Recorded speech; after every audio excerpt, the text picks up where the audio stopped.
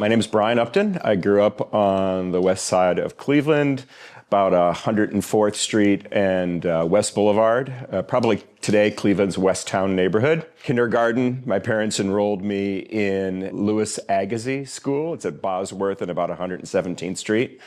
About a 5 or 10 minute walk from my house to the school, so very neighborhood focused. I'd say the neighborhood and our school were predominantly white.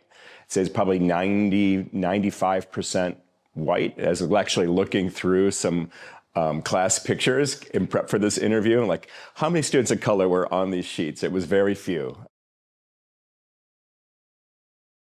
It was a City of Cleveland neighborhood. My dad was a factory worker. Everybody on our street were blue-collar workers. Nobody was wealthy for sure, but it was a majority white neighborhood and a majority white community school that we attended. I don't think I had any sense of what was happening until it happened. I think my parents probably kept me from it. So it was 1979. I was in the 5th grade when busing began.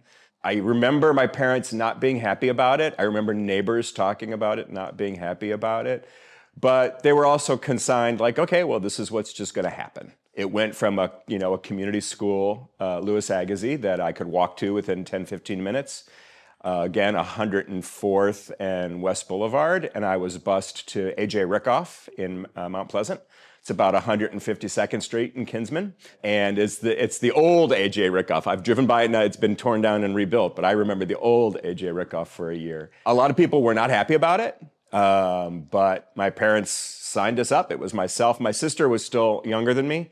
She would have been probably in kindergarten at that point. So she was remaining at Agassiz. Yeah, we weren't happy about it, but we went along with it. My parents were like, let's try it. Let's see what happens. I think they were unhappy about a community school within walking distance where my parents could be involved. That would be kind of going away, right? The ability for me to literally walk back and forth to school every day to what became, we didn't know how long it would be, but it was about a 90-minute bus ride back and forth every day. They weren't happy about that. And I think they just weren't happy about the decision being taken out of their hands, like anybody would, right? I was in 5th grade when busing started and was sent to A.J. Rickoff as my new school. I remember the bus rides being very hot, just warm, late Labor Day, the start of school. I remember it being very warm. I remember it being full. I remember it being chaotic, the bus rides. And I remember us waiting. We had to wait at a common, all the kids in the neighborhood had to come together at a common drop-off. And it was in front of the Lawsons. If anybody remember, I'm dating how old I am, if you remember what Lawsons was. But we all waited at the Lawsons for the bus to come. And there were probably 15 or 20 of us waiting for the bus to arrive and take us across town. What do I remember about A.J. Rickoff? I remember it was a school that was very differently laid out than Agassiz. Agassiz had 3 or 4 floors. The old Rickoff was a very horizontal school, big gyms with classrooms around the edges. But it seemed like just like another school. It didn't, very interchangeable. Other than it went from, I was in an all-majority white school to now I was in the minority in an all-black school trying to hit that, I think it was that 15% they were trying to hit of making sure that it was more desegregated. I don't think my parents had ever gone, honestly, east of maybe downtown, maybe east of the Cleveland Clinic. So going to Mount Pleasant, going to East 152nd was going to uncharted territory. Everybody knew it would be a majority black neighborhood, but we had never been there before. I don't think my parents ever actually even took the drive, but yeah, we had no idea where we were going. We were just going to the east side. I had never been on Kinsman prior to 1979. I'd say it was very mixed bag experience, right? I can recall, getting ready for this interview, I'm trying to remember those days. And I do remember that I had a good friendship with a young man named William. And he was black and I was white, and we would hang out a lot on the playground outdoors. And other classmates started calling us Oreo because we were hanging out so much together. And that was great. But art was art, and science was science, and math was math, and English was English. It was just in a completely different location. I do remember a moment of kind of conflict and coming face to face with the some of the negative aspects of why this decision had happened. I remember one day I was in the bathroom at AJ Rickoff, and a couple kids asked me, do you know what you white people did to Rosa Parks? And I was like, I don't even know who Rosa Parks is. And just began to kind of like tell me what we as white people had done to this woman in her, accessing, public transportation system. I came back to the classroom. I recall coming back to the classroom pretty upset by it. I wasn't hit or threatened or anything like that, but just being asked kind of in a forceful way, like, do you know what you all have done? It was an older kid, probably 6th, 7th, 8th grade maybe at the school. Yeah, that was probably the only negative experience I had. I didn't know anything about the civil rights movement at that moment. It surfaced all sorts of things that I didn't think I realized was latent in an all-majority white neighborhood, right? We didn't have any relatives of other races in our family. It was all, grandmother, aunts, everybody was white. And so it ended up surfacing a lot of like conversations and things that I got to listen in on that definitely colored in a negative way, I think, my understanding of what the East Side was, about what this decision was about. And when you're in 5th grade, you're just kind of taking it in.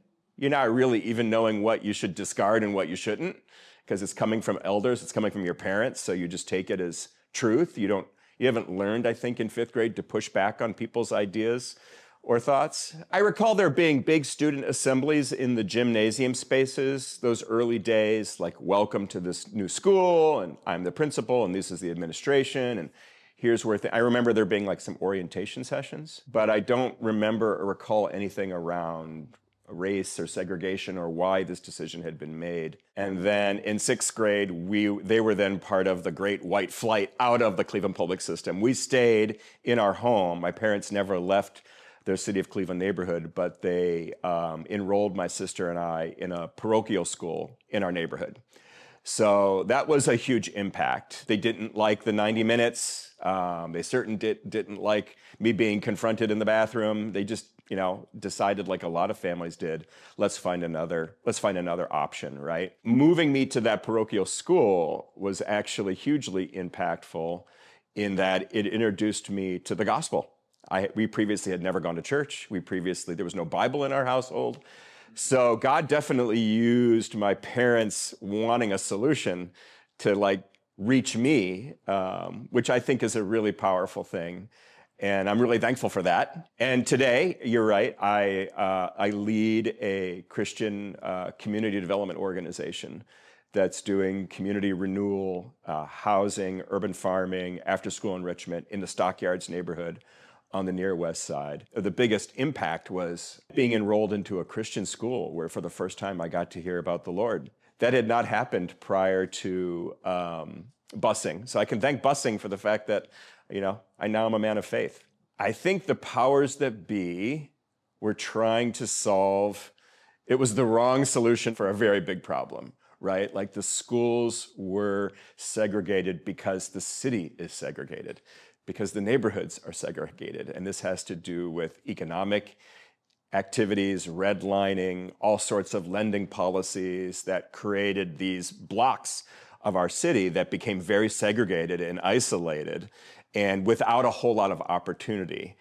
And so to me, today, it looks like the judges and the powers that be at the federal level and at the state level and at the city level, it was the wrong solve for a really big problem that needed to be solved, and we're still struggling to solve it. While a lot of people can debate whether or not it was good or bad, I can look back on it and say, God used it in my life in ways that I had no idea he would use it in my life, but he did. It's definitely a part of like my testimony of faith is the fact that, my parents were not interested in religion at all. And because of busing, they found a parochial school, and that parochial school would actually give you a discount on tuition if you went to church. So my parents were completely not motivated always by the right thing, but the Lord used it. And so busing and my parents' motivation and a Christian school, those were all like dominoes that the Lord used in my life. So I'm thankful for it, for what it did for me. What is the first step to healing? Please. I think we have to know each other. I think we have to be able to tell our stories and find similarities in stories. Your kitchen table was probably not all that different than my kitchen. Maybe the food was different, but the experience of family gathered around the table is still a family gathered around a table. And stories heal. And when we find commonality, we realize we may not have a ton in common, but maybe we have more in common than we realized. So I think stories is a big piece of that, getting to know one another is a piece of that. As a person of faith, too, I look to my faith as like, if Jesus reconciled me, then we're called to be reconcilers for one another. I believe in that. I've given my entire career to the idea that the Christian message of reconciliation, which is the Christian message that drove the civil rights movement in the 50s and 60s, right? This is what empowered the civil rights movement. And I still think it's something that, by and large, we've lost, but there is power in that message. There is power in what happened through Jesus Christ reconciling all of humanity to himself. That power can get passed on to us to realize that we're not as different as we think we are.